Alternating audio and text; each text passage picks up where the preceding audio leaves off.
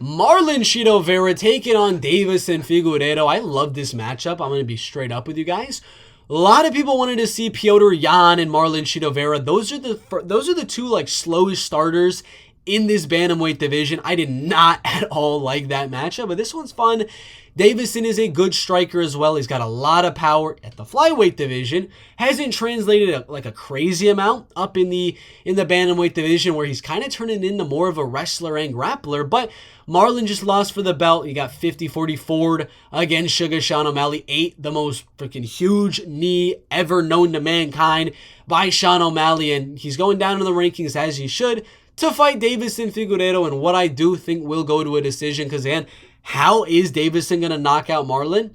He's going to have to bring like a sledgehammer in there or something, because this dude, he's a scouser. He don't get knocked out. He's never been submitted. He's never been knocked out. So if there is a finish here, probably going to have to be kind of like that Brandon Moreno finish where, you know, he gets a doctor stoppage due to the eye injury. Maybe he cuts open the eye of Deiveson Figueiredo. If there's a finish here, it's going to be Marlon Cheeto Vera. But again, Marlon's not a finisher either. So this one is going to go all the way. It's going to be 3 rounds of pretty fun striking, in my opinion. I'm just kidding. I thought, you must have thought I was dumb. No, it's not going to be 3 rounds of fun striking. Deiveson is going to wrestle again. Like I said, he's turning into a wrestler, training with Henry Cejudo.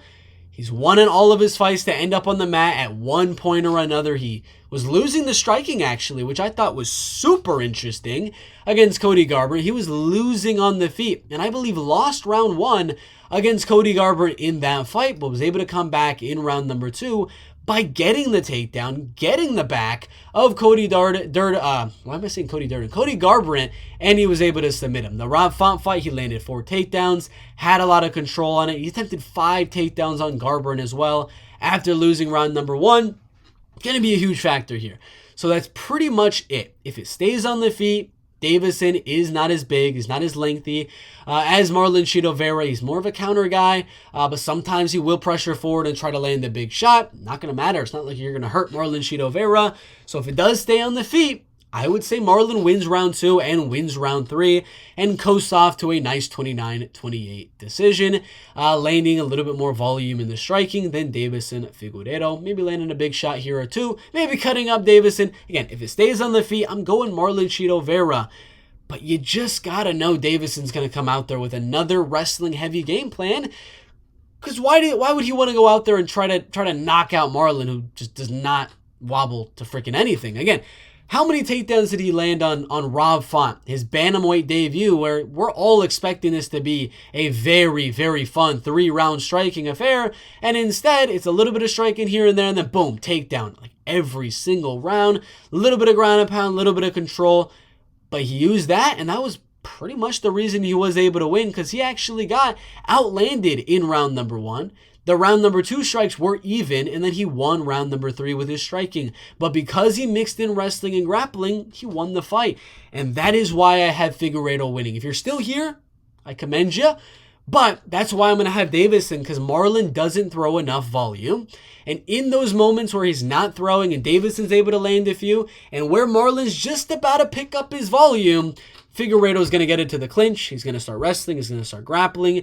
And it's going to force Marlon to reset again and start to pick up the pace again. He's going to get back in those clinch positions. Every time Marlon Vera starts to up the pace, up the tempo, up the volume, Figueiredo's going to grapple. He's going to stifle any attempt at landing a lot of shots from Marlon Cheeto Vera. So I think a lot of people are hyped on this matchup. I was when I first saw it, but the more and more I'm thinking about it, I don't think it's going to be that fun. I really don't. I'm hoping I'm wrong.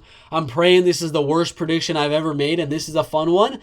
I really think this is going to be boring. I think as soon as Marlon starts landing good shots, Figueiredo's going to clinch him, and he's going to start attempting takedowns. He's going to try to grapple. And I think on the feet, Davis is going to do as much as he can to stay out of that fire of Marlon Cheeto Vera, because you're not going to hurt Cheeto in the fire. He might actually hurt you because he's got power. A lot of people forget. Just because he couldn't really land big shots on Pedro Munoz, he knocked out Dominic Cruz. He rocked him multiple times and rocked Rob Font so many times in that fight. So only way this fight really is fun is if Marlon's able to defend like all of these takedowns.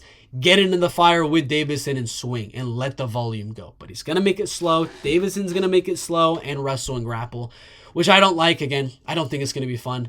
I think a lot of people are hyped on it. I'm actually not. I'll still watch it. It's a former champion versus a former title contender. I'm definitely interested in the matchup, but I'd say probably a 40% chance this is going to be a 3-round fun striking affair. 70% chance there's going to be a lot of wrestling. But Deiveson, I'm going to go 29-28. I think one of these rounds, Marlon will hurt Figueiredo. That'll be the round he wins. Close fight at 135 pounds.